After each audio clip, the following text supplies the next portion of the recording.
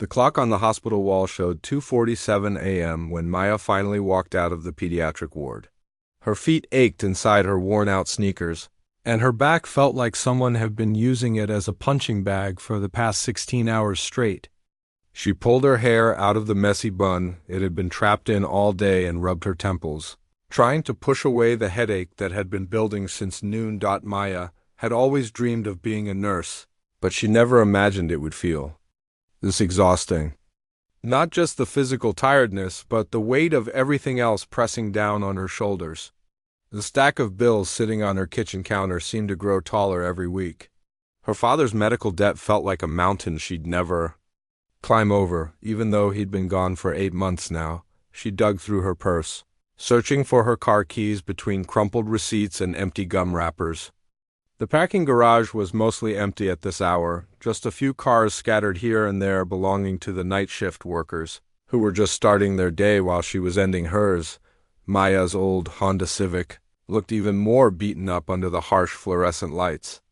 She'd been meaning to get that dent in the rear bumper fixed for months, but there was always something more important to spend money on, like groceries, or the electric bill, or another payment toward the debt that seemed to follow her everywhere. She backed out of her parking spot slowly, her eyes burning with exhaustion.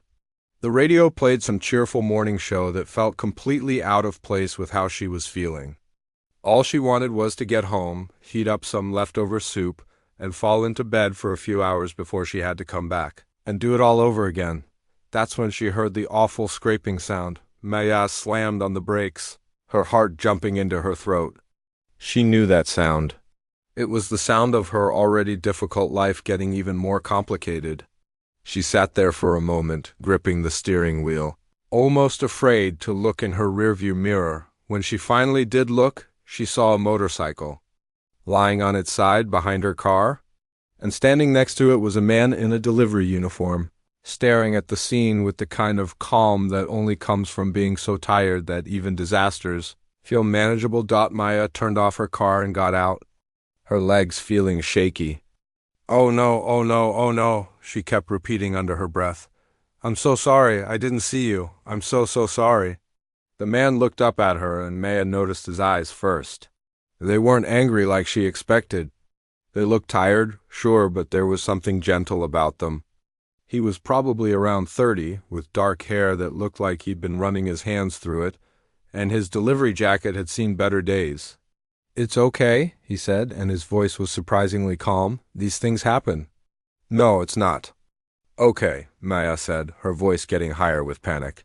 "I hit your bike, your motorcycle. I damaged your—" She gestured helplessly at the motorcycle, which definitely looked worse for wear. The man bent down to examine his bike more closely. Maya watched him run his hands over the scratched paint and the bent handlebar, and she felt sick to her stomach. She could barely afford her own car repairs, let alone someone else's motorcycle.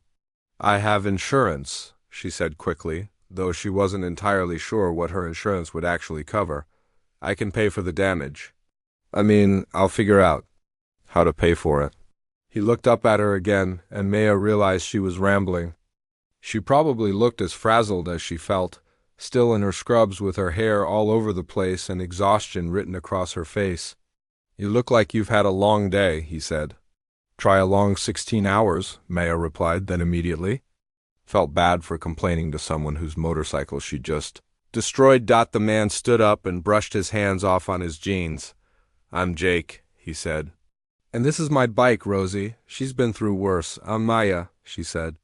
"And I'm really sorry about Rosie." Jake walked around his motorcycle, checking the damage.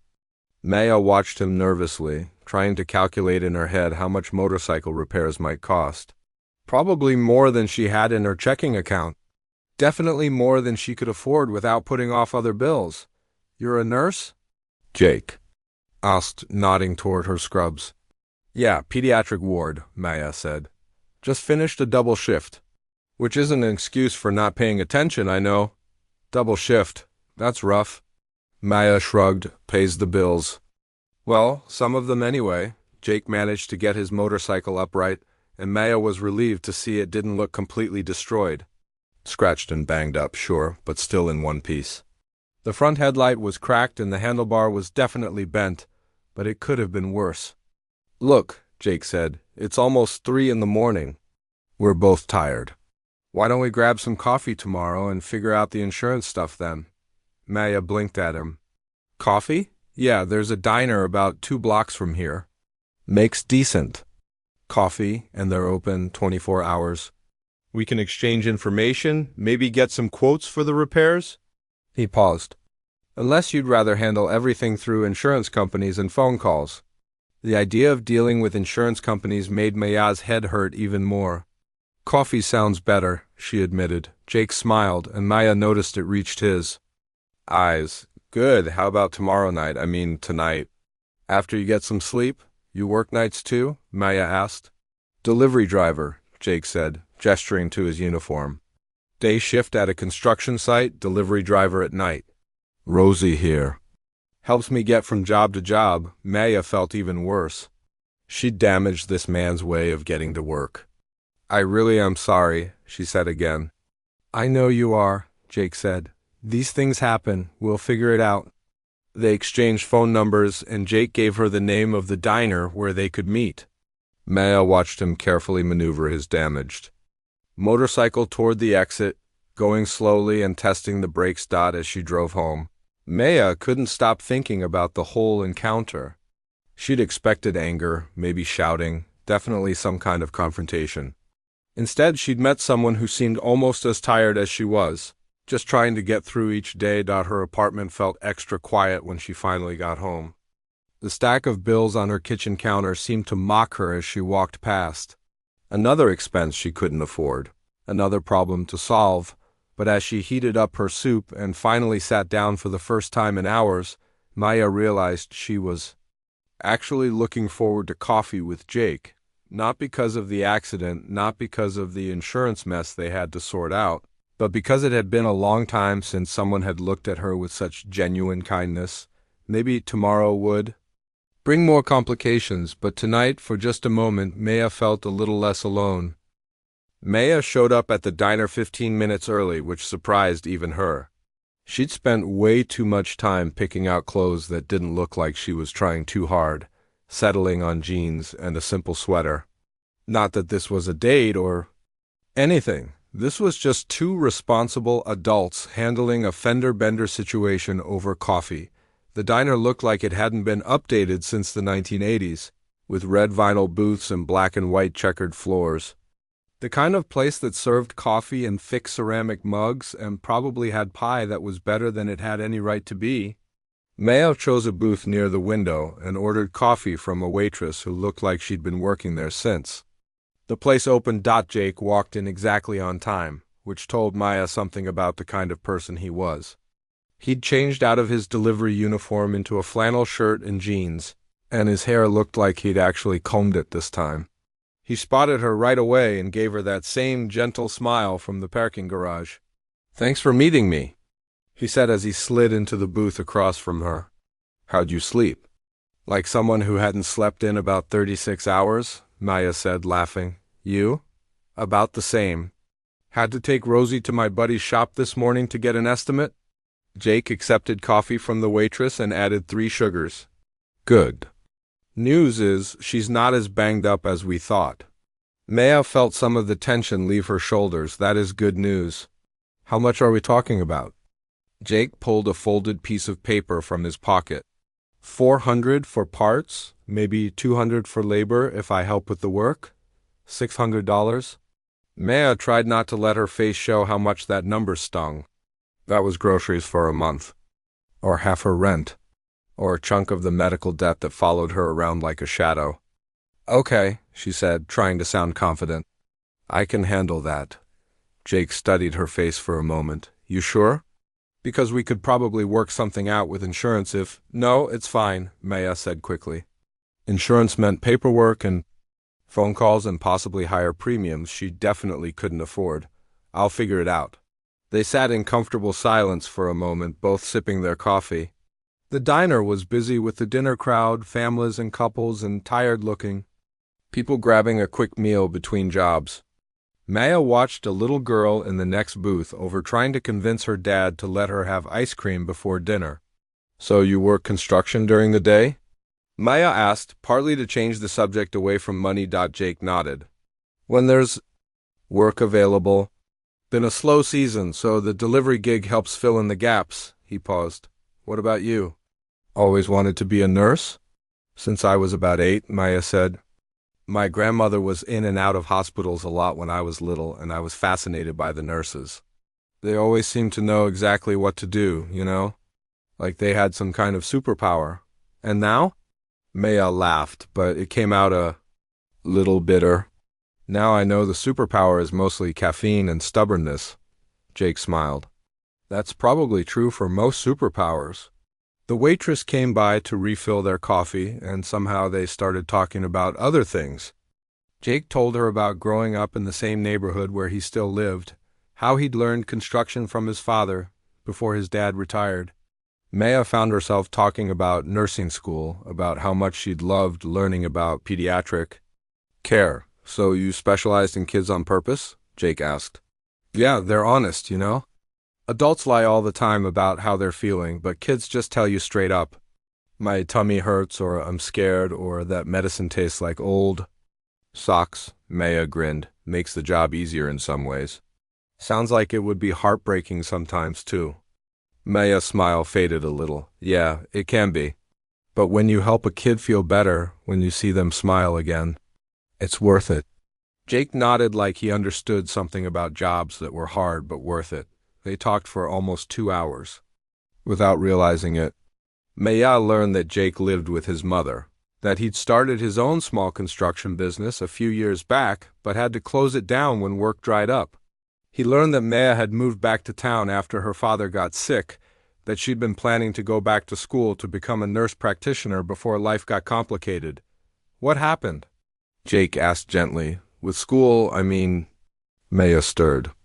Her coffee, even though she'd finished it 20 minutes ago. Dad got really sick really fast.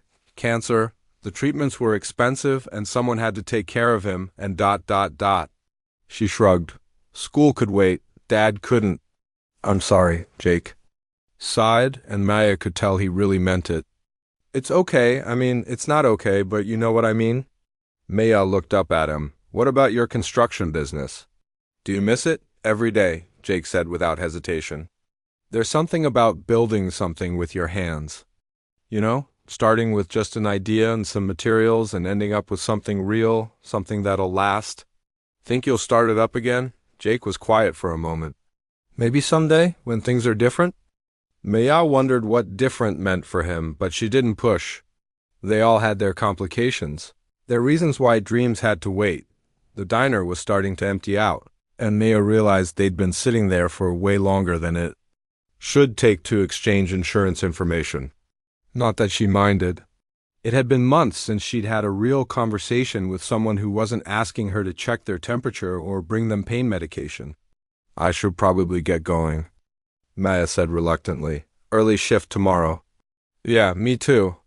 Jake pulled out his wallet, but Maya was already reaching for hers. I've got this, she said. It's the least I can do after destroying your motorcycle.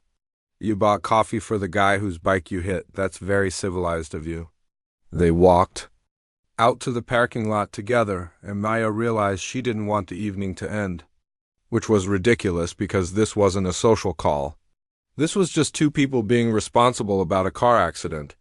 So, Jake said, stopping next to his patched-up motorcycle, I'll get the work done this week and send you the receipts. That works, Maya said. Then, before she could second-guess herself, she added, maybe we could get coffee again sometime. You know, when it's not about insurance stuff. Jake's face lit up. I'd like that. Same place, same time next week. It's a date, Maya said, then immediately felt her cheeks burn. I mean, it's a plan. It's a ... We have plans. Jake laughed, and the sound made something warm settle in Maya's chest. It's a date, he agreed. As Maya drove home, she found herself smiling for the first time in weeks. She still had a $600 bill coming her way, still had the same pile of problems waiting for her at home. But somehow, everything felt a little bit lighter. Maybe it was just the coffee, but Maya suspected it was something else entirely. Their second coffee date lasted 3 hours.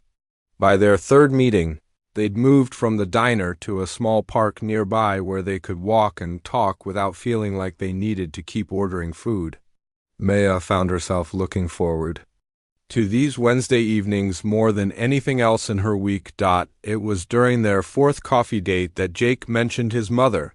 "She's having a tough day today," he said, checking his phone for the third time in 10 minutes. "Sometimes she gets confused about where she is, what year it is. Today she thought I was my dad coming home from work." Maya had been wondering why Jake lived at home at 31, why he worked 2 jobs, but still seemed to struggle financially. Now it made sense. "How long has she been sick?" Maya asked gently. "About 3 years now. Started small, you know. Forgetting names, misplacing things. We thought it was just normal aging stuff." Jake kicked at a pile of leaves on the walking path. "By the time we realized it was more serious, she couldn't live alone anymore." Maya understood that weight, the feeling of your whole life shifting to revolve around someone else's needs. "That's why you had to close your business." "Yeah, couldn't leave her alone for full construction days, and I couldn't afford to hire help." Jake's voice was matter of fact, but Maya could hear the sadness underneath.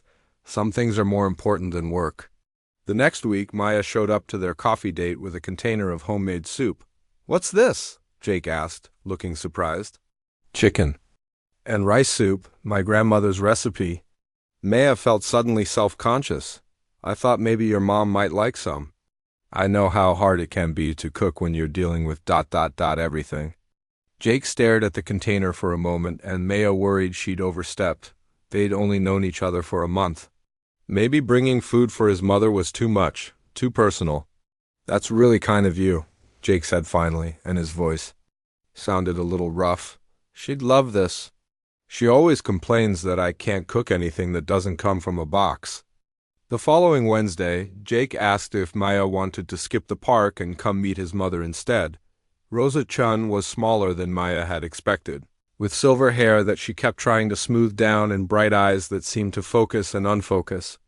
Unpredictably, she greeted Maya like an old friend, then asked Jake who this lovely woman was, then remembered again and thanked Maya for the soup she'd brought the week before.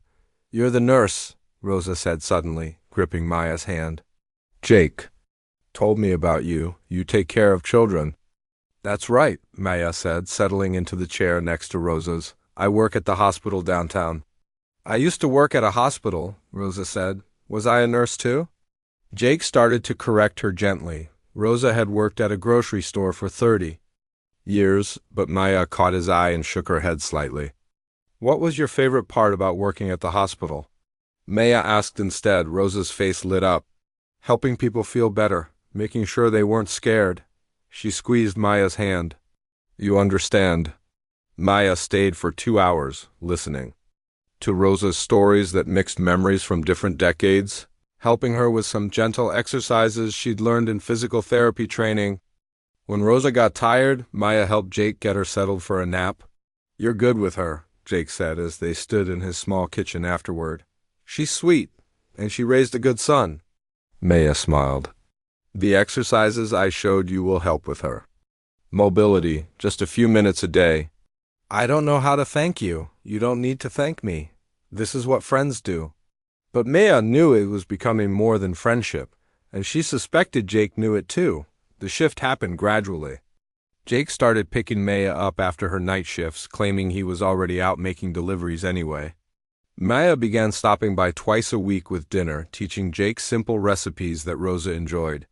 They'd sit in his tiny living room after Rosa went to bed, talking about everything and nothing. One evening, Jake showed Maya his workshop in the garage. It was cramped and dusty, with tools hanging on pegboard walls and half-finished projects stacked in corners. This was going to be a bookshelf for Mrs. Peterson down the street, Jake said, running his hand over a piece of sanded wood. "Never got to finish it. Why not?" "Time, mostly. Energy.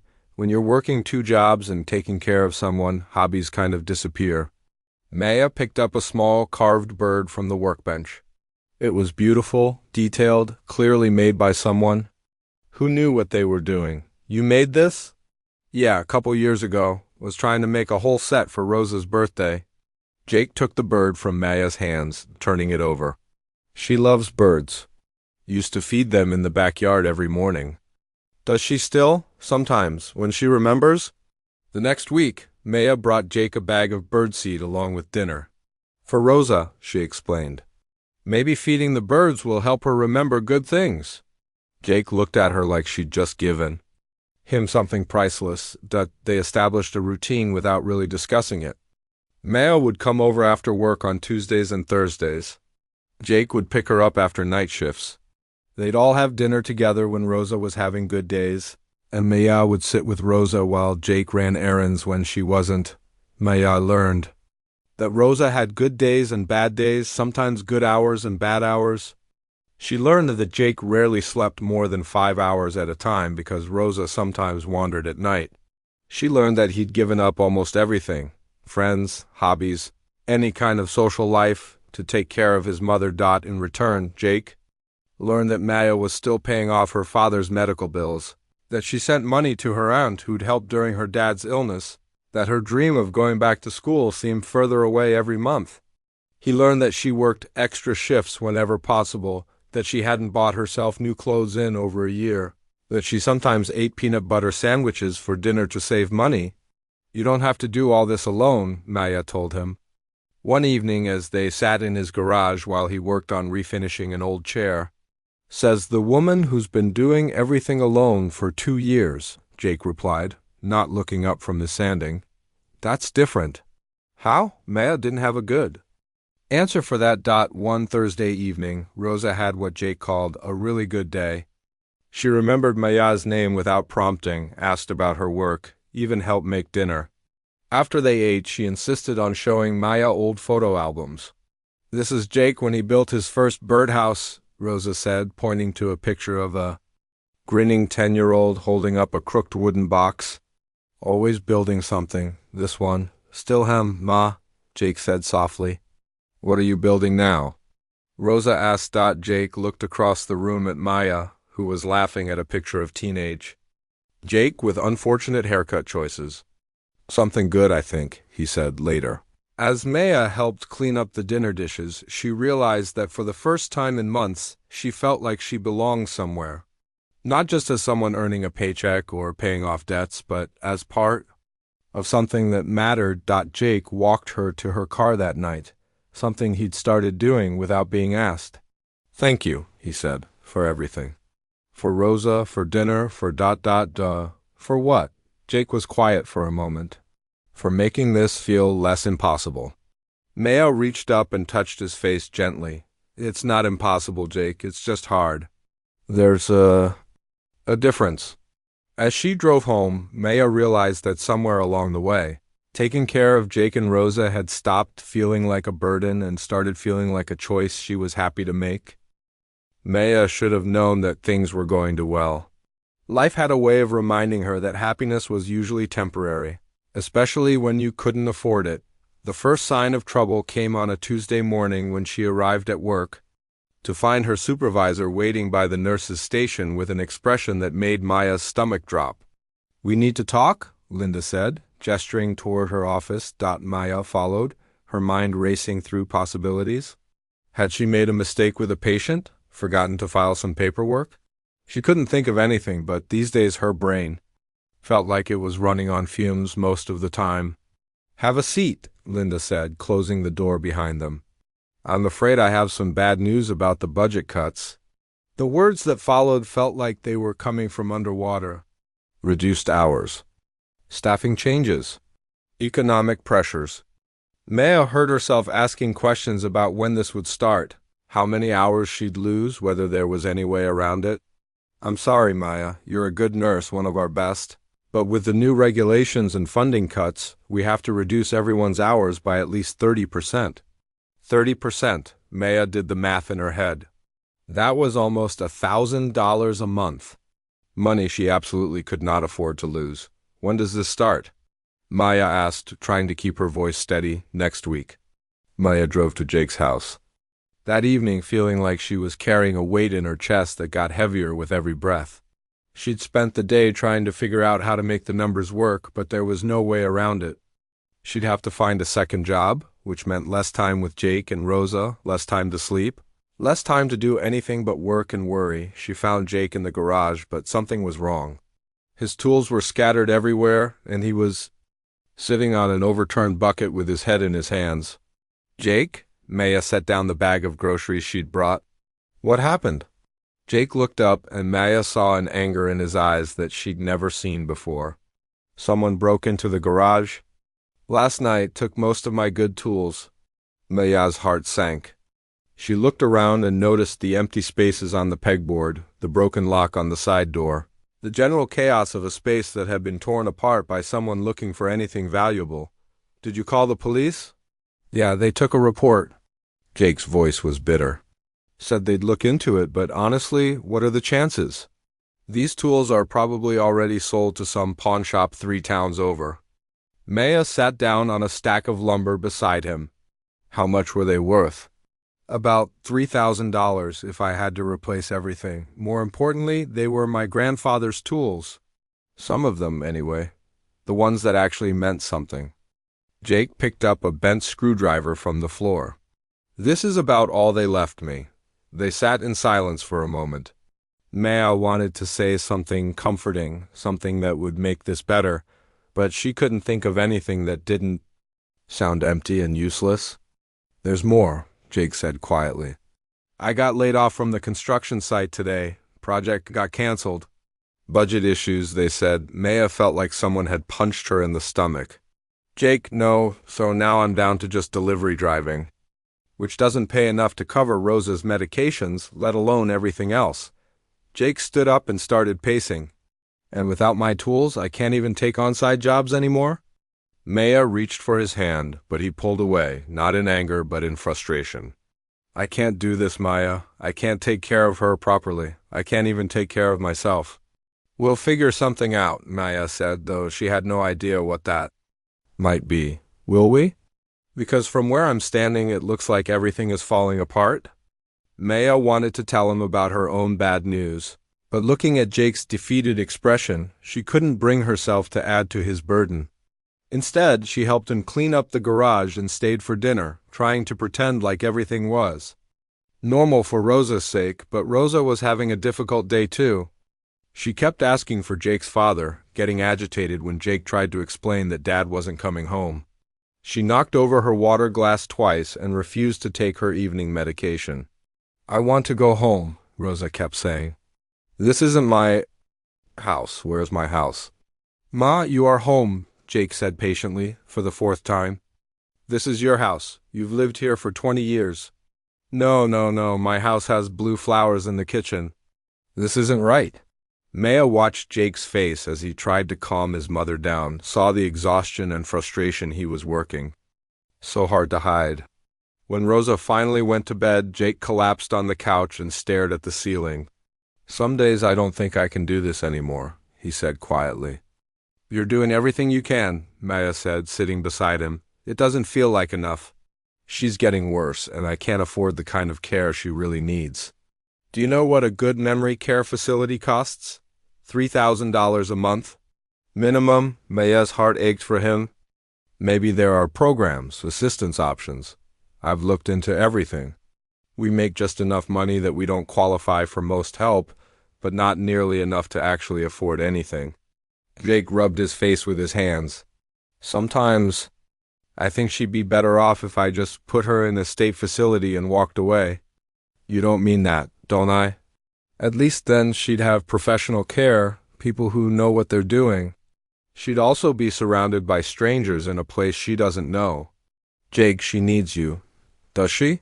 "Half the time she doesn't even remember who I am." Maya didn't know what to say to that, because sometimes it was true.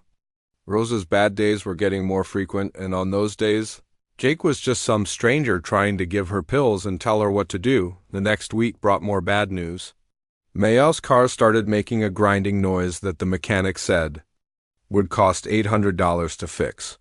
Rosa had to go to the emergency room when she fell in the bathroom and hit her head, resulting in a bill that made Jake go pale when he saw it. Maya picked up extra shifts at a nursing home across town, which meant she was now working 7 days a week and barely sleeping.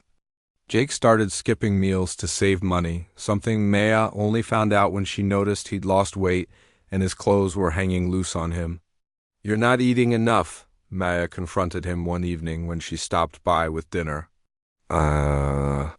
Fine," Jake said, but he devoured the food she'd brought like he hadn't eaten all day. "When was the last time you had a real meal?" "I eat, Jake." "Yesterday, I had a sandwich yesterday." Maya stared at him. "That was yesterday? What about today?" Jake shrugged. "Rosa's medications are more important than me being a little hungry." That night, Maya went home and looked at her own finances. She was already working as much as humanly possible, already cutting every corner she could think of. But maybe she could help with Rosa's medications. Maybe she could. She stopped herself. She was barely keeping her own head above water. How could she take on Jake's expenses, too? But the thought of Jake skipping meals made her stomach hurt. 2 weeks later, everything came to a head. Maya collapsed. At work, during a night shift, exhaustion and stress finally catching up with her. When Jake came to pick her up from the hospital, he looked like he hadn't slept in days.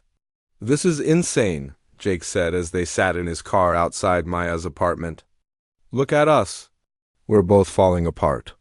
We just need to get through this rough patch," Maya said, though she wasn't sure she believed it anymore. What if this isn't a rough patch? What if this is just what life looks like now? Maya didn't have an answer for that. Because sitting there, in the dark, both of them exhausted and scared and running out of options, she was starting to wonder the same thing. The call came at 3:17 a.m. on a Thursday. Maya was just finishing her shift when her phone buzzed with Jake's number. She answered it immediately, knowing that no one called at this hour with good news. "Maya," Jake's voice was shaky, panicked. "I need help, Rosa. Something's wrong." "Really wrong." Maya's heart started racing. "What happened?" "She's not responding right. She was fine when I went to bed, but I woke up and found her on the kitchen floor. She's awake, but she's not making sense. More than usual, I mean. Did she hit her head? Is she hurt? I don't think so. But Maya, she's talking to people who aren't there. She thinks there are strangers in the house trying to hurt her. She won't let me near her." Maya was already grabbing her keys. "I'm coming over. Don't try to force anything. Just stay calm and keep your distance until I get there." "Should I call an ambulance?" Maya hesitated. Ambulances meant emergency rooms, which meant thousands of dollars they didn't have. But if Rosa was having some kind of medical episode— "Let me see her first," Maya said. "I'll be there in 10 minutes. Maya found Jake pacing in his front yard, still in his pajamas despite the cold. His hair was sticking up in every direction, and he looked like he'd aged 5 years since she'd seen him 2 days ago. "She locked herself in the bathroom," Jake said as soon as Maya got out of her car. "She keeps saying there are men in the house who want to take her away."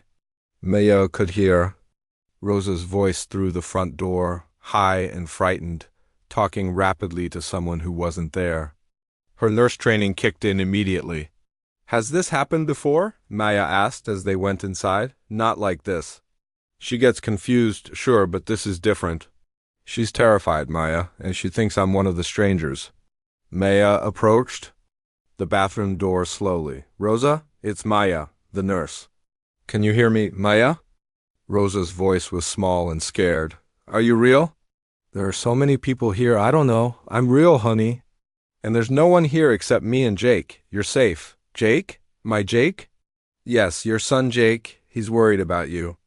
It took 20 minutes to convince Rosa to open the bathroom door. When she finally did, Maya's heart broke at the sight of her. Rosa's eyes were wide and confused, darting around the room like she was seeing things that weren't there. "The doctors say I have to go away," Rosa whispered to Maya. "But I don't want to go. This is my home." Maya glanced at Jake, who looked confused. "What doctors, Rosa?" "The ones in the white coats. They've been here all night, writing on their papers, talking about me like I can't hear them." Jake's face went pale. "Ma, there are no doctors here. It's just us." Rosa looked at him like she'd never seen him before. Who are you? Why are you in my house? That's when Maya knew they were dealing with more than just a bad day. This was a medical emergency. The emergency room was a nightmare of bright lights and waiting and forms that Jake could barely focus on enough to fill out. Rosa had calmed down once they got her away from the house, but she was still confused about where she was and why they'd brought her there. Maya stayed with them through the whole ordeal, holding Rosa's hand during the blood tests and brain scans, explaining each procedure in simple terms that Rosa could understand. Jake sat in the corner looking like he was about to fall apart. 8 a.m., a tired-looking doctor finally came to talk to them. Mrs. Chun is having what we call a delirium episode, the doctor explained.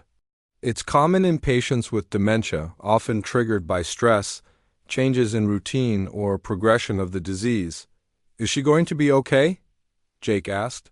The episode should resolve, but I'm afraid this indicates that her condition is advancing more rapidly than before. She's going to need more intensive care going forward. Maya watched Jake's face as the doctor continued talking about medication adjustments and care recommendations. She could see him shutting down, overwhelmed by information he couldn't afford to implement. What kind of care are we talking about? Maya asked when Jake didn't respond. Ideally, a memory care facility with trained staff available 24 hours a day. At minimum, she shouldn't be left alone for extended periods anymore. Jake finally spoke up. How much does a memory care facility cost? The doctor's expression softened. That varies, but you're looking at $3,000 to $5,000 a month for a good facility. Maya saw Jake's shoulders slump. She knew he was doing the math in his head, realizing there was no possible way to make those numbers work.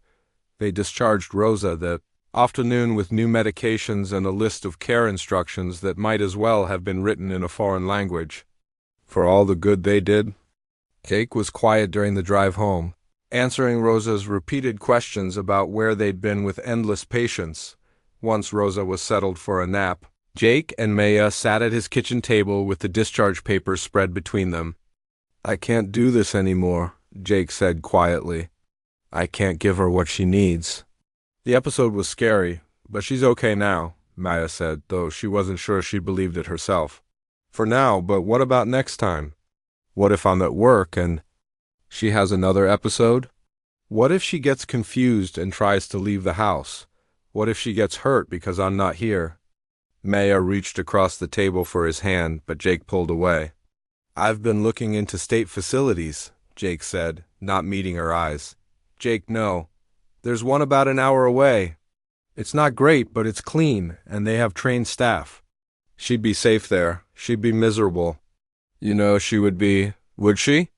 Because honestly, Maya, I'm not sure she knows the difference anymore. Maya felt tears stinging her eyes. She knows you. She needs you. Does she? Because half the time she looks at me like I'm a stranger. And maybe maybe that would be easier for her. Maybe it would be easier for both of us. Jake stood up and started pacing around the small kitchen. Do you know what my life looks like? I work every hour I can. I come home exhausted and I spend the rest of my time worrying about Rosa. I don't sleep. I don't eat. I don't have friends anymore. I don't have hobbies. I don't have anything except work and worry and watching the woman who raised me disappear a little more every day. Maya had never heard Jake sound so defeated. You have me, do I? Jake stopped pacing and looked at her. Because it feels like we're both drowning, Maya, and I'm starting to think we're just pulling each other under. That's not true, isn't it? When was the last time we had a conversation that wasn't about money or Rosa's medications or which one of us was more exhausted? When was the last time we did something just because we wanted to, not because we had to? Maya opened her mouth to answer, then realized she couldn't remember. I'm tired, Jake continued. I'm tired of feeling like I'm failing at everything.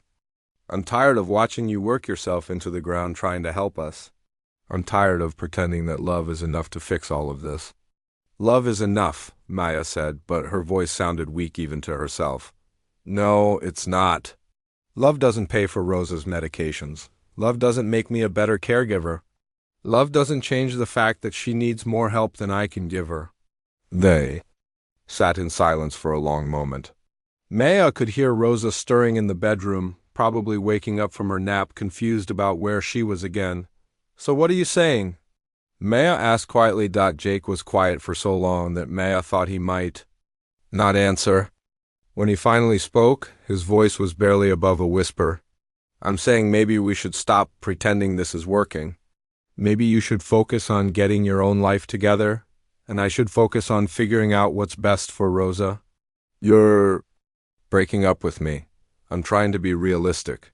Maya felt like someone had hollowed out her chest. Being realistic doesn't mean giving up on everything good in your life, doesn't it? Because I can't see any other way forward. Rosa called from the bedroom, asking for water. Jake got up to help her, leaving Maya sitting alone at the kitchen table, staring at the discharge papers that had somehow changed everything. Maya moved back in with her Aunt Linda 3 days after the breakup. She told herself it was temporary, just until she could figure out her next steps.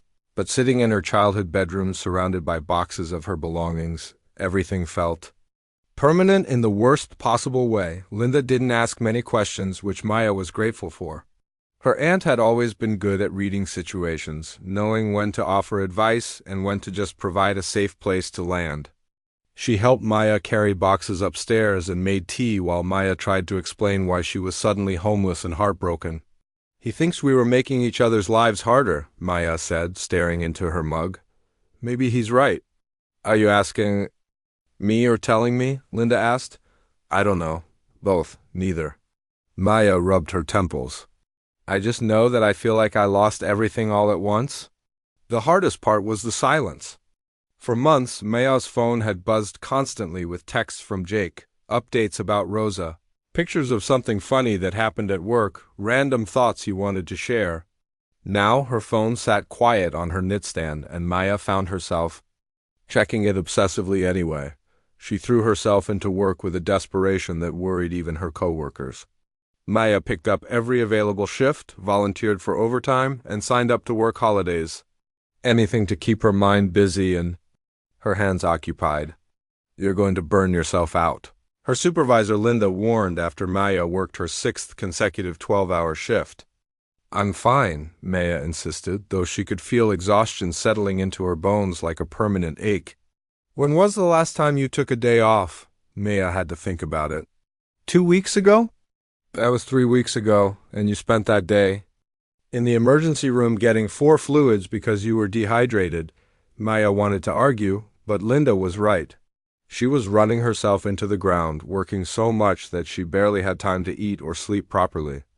But the alternative was sitting in her aunt's house thinking about Jake and Rosa and everything she'd lost. The money helped, though, for the first time in years, Maya was actually getting ahead on her bills. She paid off 2 of her father's medical debts entirely and made significant progress on the others. She even managed to save a little money, something that had seemed impossible just months before, but the success felt hollow without anyone to share it with. Maya found herself driving past Jake's neighborhood sometimes after work, telling herself she was taking a shortcut home. She never stopped, never even slowed down much, but she couldn't help looking for signs of how he was doing. His motorcycle in the driveway usually meant he was home. Lights on in the living room meant Rosa was probably having a good day. One evening, she saw an ambulance pulling away from his street and spent the next 3 hours fighting the urge to call him. Meanwhile, Jake was discovering that working 3 jobs was somehow easier than working 2 jobs plus caring for Rosa without Maya's help. He'd had to make some hard choices quickly. The memory care facility he'd found for Rosa wasn't the worst place he'd seen, but it wasn't great either. The staff seemed kind enough, and the building was clean, but it felt institutional in a way that made Jake's heart ache every time he visited. Rosa had good days and bad days there, just like she'd had at home. On good days, she remembered Jake and asked when she could come home. On bad days, she didn't recognize him at all and sometimes got upset when he tried to visit. "It's normal," the facility nurse assured him. "Patients often have trouble adjusting to new environments. Give it time." But after 6 weeks, Rosa still wasn't adjusting. If anything, she seemed to be getting more confused, more agitated. Jake wondered if he'd made a terrible mistake, but the alternative was bringing her home to an empty house while he worked, which felt even more dangerous. Jake picked up a third job doing weekend landscaping work, partly because he needed the money, and partly because he needed something to exhaust him enough that he could sleep at night. The physical labor felt good after months of sitting with worry and stress. His boss, Tony, was a gruff man in his 50s who didn't ask personal questions but seemed to understand that Jake needed the distraction as much as the paycheck. "You're a good worker," Tony told him after Jake's first month. "Reliable. Don't see much of that anymore." "Thanks," Jake said, loading mulch into the truck. "You ever think about doing this full-time?" "I'm getting too old to keep up with all the physical stuff. Could use a partner." Jake paused in his loading. "I don't know anything about running a landscaping business." "You know how to work hard? You show up on time? You don't complain. That's more than half the battle right there." The idea planted itself in Jake's mind and wouldn't leave. A partnership with Tony could mean steady income, maybe even enough to move Rosa to a better facility, but it would also mean giving up on his dream of rebuilding his construction business, accepting that this was his life now. Jake visited Rosa every Tuesday and Thursday evening after work. The visits were getting harder, not easier. Some days she was happy to see him, asking about his work and telling him stories from her childhood that she'd never shared before. Other days she was convinced he was there to take her away to somewhere even worse. "Who are you?" she asked one Thursday evening when Jake brought her flowers from the facility's garden. "I'm Jake, Ma, your son." Rosa studied his face carefully. "Jake is a little boy. You're too old to be Jake." "I grew up, Ma. I'm 31 now. That's impossible." Rosa's voice was getting agitated. "Jake is 7 years old. He has school tomorrow. Where is Jake?" These conversations left Jake feeling empty and confused. Was he helping Rosa by visiting, or was he making things worse for her? The staff said his visits were important, that maintaining family connections helped patients even when they didn't seem to recognize visitors. But watching his mother get upset because she couldn't understand who he was felt like a special kind of torture. One evening, Jake came home from visiting Rosa to find his neighbor, Mrs. Peterson, waiting on his front porch. "I heard about your mother," she said gently. "I'm sorry." "She's safe where she is," Jake said, fumbling with his keys. "I'm sure she is, but I wanted to give you this." Mrs. Peterson handed him a casserole dish. "And to ask if you ever finished that bookshelf you were making for me." Jake had completely forgotten about the bookshelf. "I'm sorry, Mrs. Peterson. I don't have my tools anymore, and I heard about that too. Terrible thing. But I was thinking maybe you could finish it at my house. My late husband's workshop is just sitting there gathering dust. All his tools are still there." Jake stared at her. "You'd let me use your husband's tools?" "He'd want them to be used. And I'd still like that bookshelf, if you have time." That weekend, Jake found himself in Mr. Peterson's workshop for the first time since the man had passed away 2 years earlier. The space smelled like sawdust and old wood, and every tool was exactly where Mr. Peterson had left it. Working with his hands again felt like coming home after a long absence. Jake lost himself in measuring and cutting and sanding, his mind quiet for the first time in months. When he finished the bookshelf 3 weeks later, Mrs. Peterson insisted on paying him, even though Jake protested. "Quality work deserves fair payment," she said firmly. "And I know 2 other neighbors who could use some carpentry help." Word spread slowly through the neighborhood. A cabinet repair here, a fence fix there. Small jobs that Jake could do in the evenings and on weekends, using Mr. Peterson's workshop in exchange for maintaining the space. The extra money helped. But more importantly, the work reminded Jake that he was good at building things. That he could create something useful and beautiful with his hands.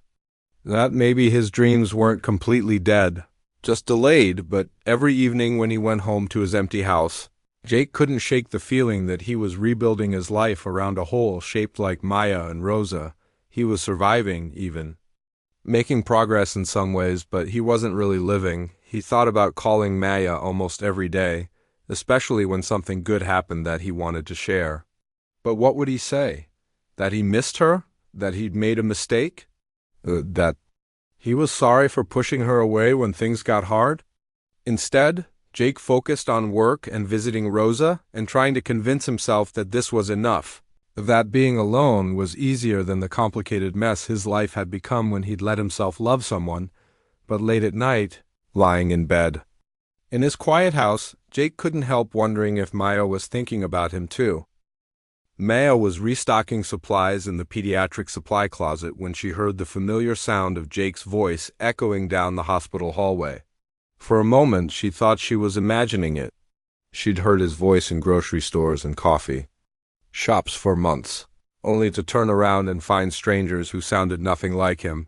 But when she peered around the corner, there he was, standing at the information desk, looking thinner than she remembered, talking to the receptionist about visiting hours. Maya's first instinct was to hide. She wasn't ready for this, hadn't prepared herself for seeing him again. Her heart was beating so fast she could hear it in her ears, and her hands were suddenly shaky as she gripped the supply cart. She watched Jake receive directions and head toward the elevators. The same elevators she'd need to take to get back to the pediatric ward. Maya waited until the doors closed, then took the stairs instead, her legs feeling weak by the time she reached the third floor. "You look like you've seen a ghost," her coworker Jennifer said when Maya returned to the nurses' station. "Something like that," Maya muttered, trying to focus on her paperwork, but her mind was spinning. Why was Jake at the hospital? Was he hurt? Was Rosa okay? Maya realized she didn't even know where Rosa was anymore. Whether Jake had been able to keep caring for her at home or if he'd had to make other arrangements, the not knowing was worse than anything else. Maya made it through the rest of her shift by sheer willpower. But she couldn't stop thinking about Jake being somewhere in the same building. She found herself checking the visitor logs when no one was looking, trying to figure out which department he'd been visiting. Finally, she asked Jennifer to cover for her for a few minutes and took the elevator to the memory care unit on the 5th floor. Maya had never been to this part of the hospital before. It was quieter than the other floors, with softer lighting and fewer people rushing around. She approached the nurse's station hesitantly. "I'm looking for information about a patient," Maya said to the nurse on duty, Rosa Chun. The nurse looked up from her computer. "Are you family?" "I'm a friend of the family." "I'm sorry, but I can only give information to immediate family members." Maya nodded, understanding the rules, but her heart sank. She was about to leave when she heard a familiar voice coming from one of the patient rooms. "I know you don't remember me today, Ma, but that's okay. I just wanted to tell you about the bookshelf I finished this week." Maya's feet carried her toward the voice before her brain could stop them. She stood in the doorway and saw Jake sitting beside a hospital bed, holding the hand of a woman who looked smaller and more fragile than Maya remembered. Rosa was awake but staring blankly at the ceiling, not responding to Jake's words. Her hair was completely white now, and her face looked peaceful but distant. "The wood came out really nice," Jake continued, his voice gentle and patient. "Mrs. Peterson was so happy with it. She paid me enough to get you those new slippers you wanted. The fuzzy ones." Maya must have made a sound because Jake looked up suddenly. When he saw her standing in the doorway, his face went through a series of emotions: surprise, confusion, something that might have been relief. "Maya," he said quietly. "Hi, Jake." Maya stepped into the room slowly. "I saw you at the information desk earlier. I wanted to make sure everything was okay." Jake looked down at Rosa, then back at Maya. She had another episode last week. They transferred her here from the care facility for monitoring. "How is she doing?" "Some days are better than others. Today's not one of her good days." Maya approached the bed carefully. Rosa looked so different from the woman who used to ask about Maya's work and insist on showing her old photo albums. But her face still had that same gentle quality that had made Maya love her from the beginning. "Hi, Rosa," Maya said softly. "It's Maya. I used to bring you soup sometimes." Rosa's eyes focused on Maya's face for a moment, and something flickered there, recognition, maybe, or just curiosity. "Soup," Rosa repeated quietly. I remember soup. Jake's eyes widened. Ma, do you remember Maya? Rosa looked between Jake and Maya, confusion crossing her features. Are you my nurse? No, but I am a nurse, Maya said. I work with children downstairs. Children are nice, Rosa said. They don't lie to you, Maya smiled. That's exactly what. I always thought too. They sat with Rosa for another hour. Maya found herself falling back into the old routine, helping Rosa with sips of water, adjusting her pillows, chatting about small things that didn't require complex responses. Jake watched this interaction with an expression Maya couldn't quite read. When visiting hours ended, they walked to the elevators together in awkward silence. She seems more settled when you're here, Jake said as they waited for the elevator. She's just having a clearer moment? It happens sometimes? No, it's more than that. She responded to you in a way she hasn't responded to anyone in weeks. Maya didn't know what to say to that. The elevator doors opened and they stepped inside. Which floor? Jake asked. Parking garage, you? Same. They rode down in silence, both staring at the floor numbers as they descended. Maya's mind was racing with things she wanted to say and questions she wanted to ask, but she couldn't figure out how to start. How have you been? Jake asked finally. Okay, working a lot. Paying off debt. Maya paused. You? Same, working. Rosa's care is expensive, but I'm managing. That's good. I'm glad you're managing. More silence. The elevator stopped at the parking garage and they walked out together. My car's this way, Maya said, pointing left. Mine too? Jake said, Of course it was. Maya's old Honda was parked 3 spaces away from Jake's motorcycle. They stood between their vehicles, neither seeming to know how to end this unexpected encounter. Maya, Jake said suddenly, I want you to know that I think about you. About us all the time, Maya's heart clenched. Jake, I know I messed things up. I know I pushed you away when things got hard. But seeing you today, seeing how Rosa responded to you, Jake ran his hand through his hair. I've been wondering if I made a mistake. You were trying to protect both of us, was I? Or was I just scared? Maya looked at him standing there in the fluorescent lighting of the parking garage, and she saw the same exhaustion she remembered, but also something else. Something clearer, more settled. What are you saying, Jake? I'm saying that these past 3 months have been the longest of my life. I'm saying that I've built up my business again. I'm taking better care of Rosa. I'm doing all the things I thought I needed to do alone. But none of it means anything without you. Maya felt tears starting to blur her vision. It's not that simple, isn't it? We love each other. We're good together. We make each other better, not worse. But what's changed? You're still dealing with Rosa's illness. I'm still working too much and struggling financially. The problems are all still there. Jake stepped closer. What's changed is that I realize the problems don't go away when you're alone. They just become lonelier. Maya thought about the past 3 months, about working herself to exhaustion partly to avoid thinking about Jake, about how empty her successes felt without anyone to share them with. I missed you too, she admitted quietly. Then why are we doing this? Why are we pretending that being apart is better than being together? Before Maya could answer, her phone buzzed with a text from her Aunt Linda. Dinner's ready when you get home. And Maya, life's too short to let pride stand in the way of happiness? Maya showed Jake the text, and he smiled for the first time since she'd seen him in Rosa's room. Your aunt sounds like a smart woman. She is. She's also been telling me for weeks that I'm an idiot for not calling you. Maybe we're both idiots. Maya laughed, and it felt like the first real laugh she'd had in months. Maybe we are. Jake reached for her hand tentatively, and Maya didn't pull away. His hand felt warm and familiar and like home. So what do we do? Now, Maya asked. Now we stop being idiots, Jake said. And we figure out how to do this right. This time. 2 years later, Maya stood in what used to be Mr. Peterson's garage, now transformed into Jake's thriving woodworking shop. Sunlight streamed through the windows that Jake had enlarged last spring, illuminating sawdust dancing in the air, and the half-finished rocking chair he was crafting for the pediatric ward. "Hand me that sandpaper?" Jake called from behind the workbench, his voice muffled by the dust mask he wore. Maya passed him the sandpaper and watched him work, still amazed by how much had changed. The garage that had once been a forgotten storage space was now alive with purpose. Custom bookshelves lined one wall, waiting for pickup. A beautiful dining table sat near the door, ready for delivery tomorrow. And in the corner, Jake's latest project, a memory box with intricate carvings that he was making for Rosa. "How's it coming along?" Maya asked, nodding toward the memory box. Jake pulled off his dust mask and smiled. "Almost finished.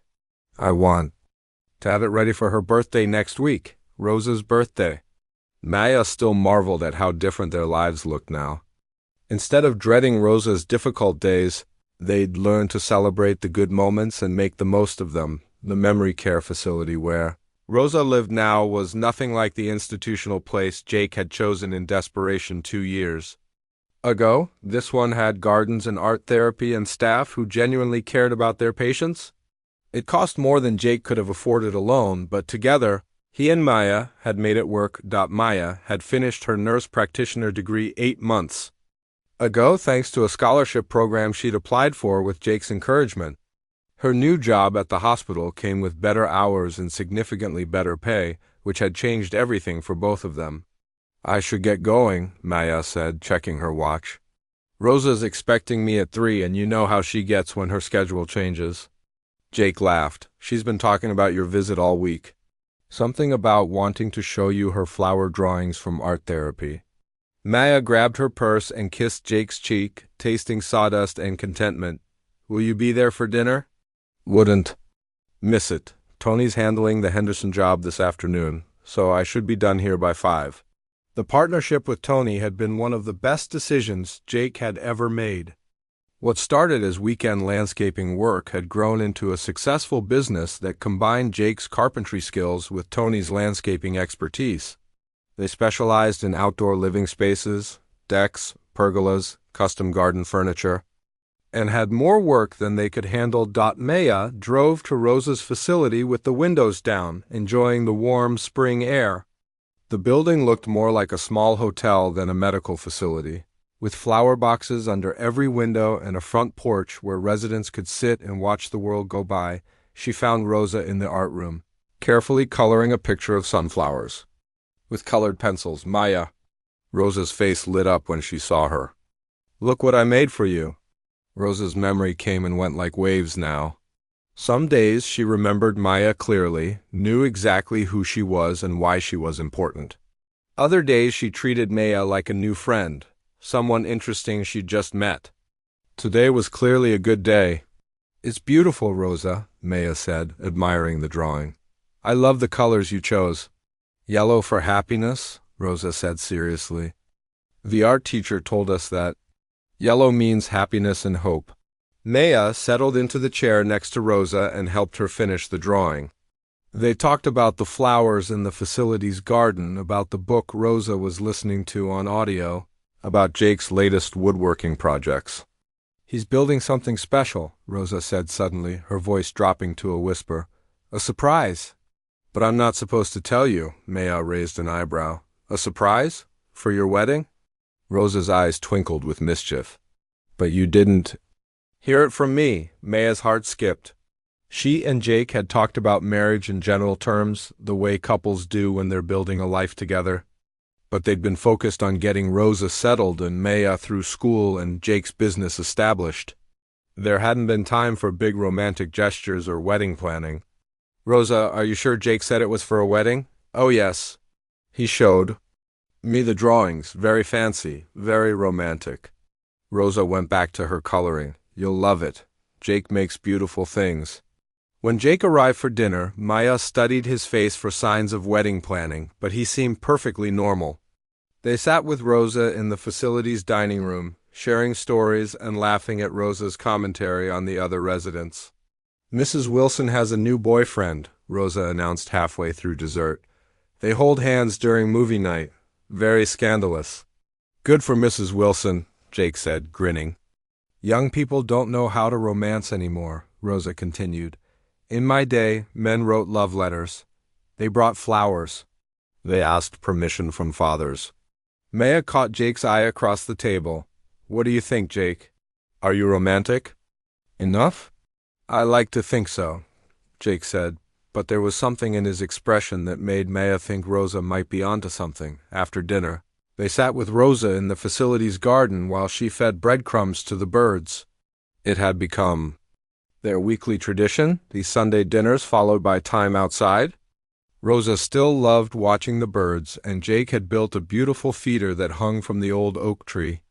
I have an announcement, Rosa said suddenly, as a cardinal landed on the feeder. I've decided to give my blessing. Your blessing for? What, Ma? Jake asked. For the wedding, of course. Maya is good for you, she makes you smile more. And she brings excellent soup, Maya laughed. I'm honored to have your blessing, Rosa. Good, because I've already told everyone here that my son is getting married to the lovely nurse. Mrs. Chun across the hall is very jealous. Her son never visits. Jake looked embarrassed. Ma, Maya and I aren't what? In love? Planning a future? Building a life together? Rosa's voice was sharper than usual, more focused. I may forget things, but I'm not blind. You two are meant for each other. Anyone can see that.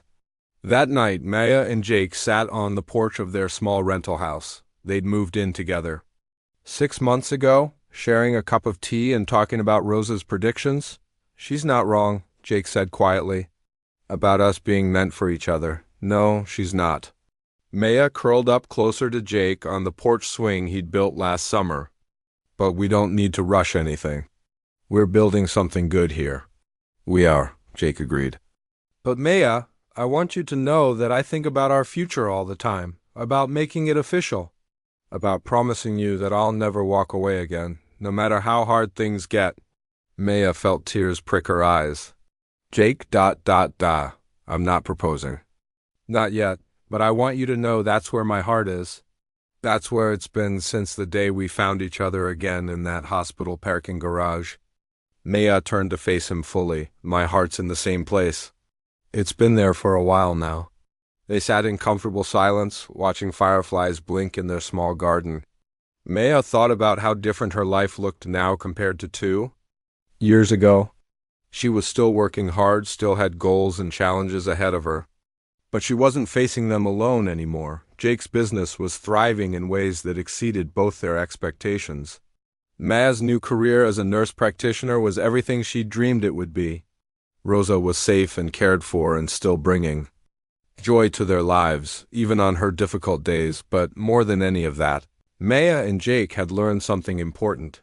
That love wasn't about having perfect circumstances or easy solutions. Love was about choosing each other every day, through the good times and the hard times. It was about building something together that was stronger than what either of them could create alone. Hey, Maya? Jake said softly, yeah? Rosa might have spoiled the surprise about the wedding gift, but there's still one thing she doesn't know. About what's that? Jake smiled and pulled a small velvet box from his pocket. She doesn't know about the ring.